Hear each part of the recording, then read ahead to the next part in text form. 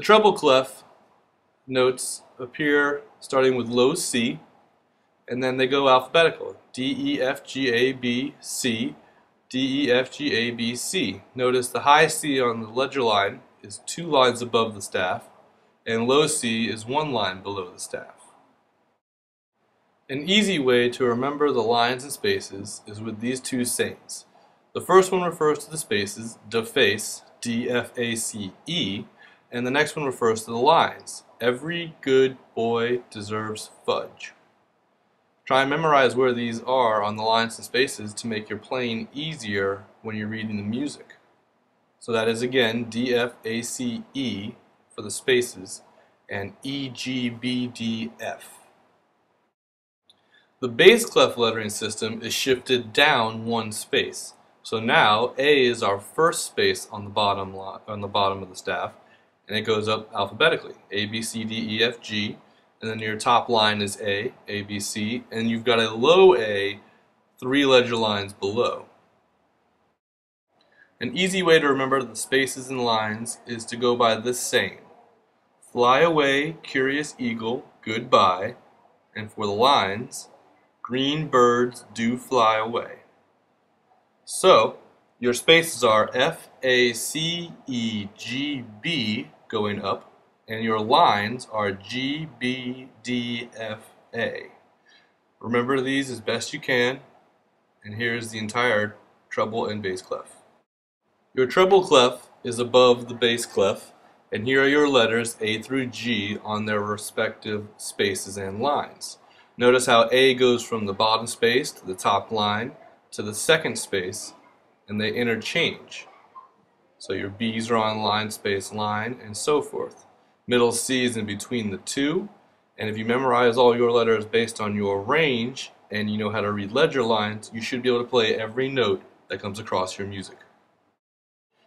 Next to the treble clef is the time signature 4/4, which is 4 beats to every measure. So in the first measure, the whole note is worth all 4 beats, 1, 2, 3, and 4. In the second measure, the half note is worth the first 2 beats, and the half rest is worth the third and fourth beat. Opposite of whole notes is whole rests, and they are also worth 4 beats. That's why you see the 4 R's above measure 1, because you won't play in measure 1. In measure 2, you have quarter notes, and they are equal to 1 beat each. So, to count it, you would say 1, 2, 3, 4.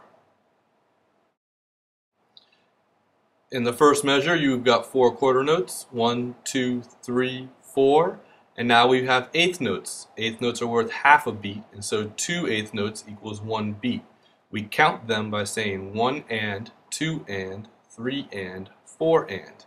Do not let the barring of the last 4 eighth notes confuse you. Even if they're barred in groups of 4, they're still worth half a beat each. So you've got both of them grouped together, 2s and 4s. In this first measure, you have 4 quarter rests. They are also worth 1 beat each, and you would rest for the first 4 beats or the entire first measure. In the second measure, you have eighth note rests and eighth notes, but as you see, they are grouped so that you would play on the off beats. So it's rest and, rest and, rest and, rest and. So you would not play on the beginning of the beat, 1, 2, 3, and 4. You would play on the second half. In this exercise, I'd like you to pause the video and count the beats. Be sure to count the number where the beat starts and know the value of the note so that you know where the next beat is. In the next video clip, I will go over each counting with you so we can double check our work. Give it a try. Pause now. In the first measure, you have a whole note that covers all 4 beats, so it would go 1, 2, 3, 4. In measure 2, you have a half note and 2 quarter notes, and that would go 1, 2, 3, 4. In the third measure, you've got 2 eighth notes and a quarter note and a half rest. Now it's 1 and 2, rest, rest for beats 3 and 4. In the fourth measure, you've got 2 quarter rests and a half note. That's rest, rest for beat 1 and 2, and then 3, 4. In the fourth measure, you've got 4 eighth notes and 2 quarter notes. That is 1 and 2 and 3, 4. And in the last measure, you've got an eighth rest, eighth note for the first beat, quarter note for the second beat, eighth rest, eighth note for the third beat, and a quarter note on the fourth beat. This one would go rest and 2, rest and 4, and you would clap it like this. Rest and 2, rest and 4. So the entire exercise goes like this. Clap with me, please. 1, 2, 3, 4. 1, 2, 3, 4. 1 and 2. Rest, rest, rest, rest. 3, 4. 1 and 2 and 3, 4. Rest and 2. Rest and 4. Please remember to memorize your lines and spaces for your clef, depending on what instrument you play.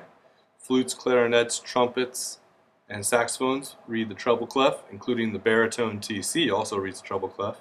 And our trombones are on the bass clef, so make sure you memorize the right clef for your instrument.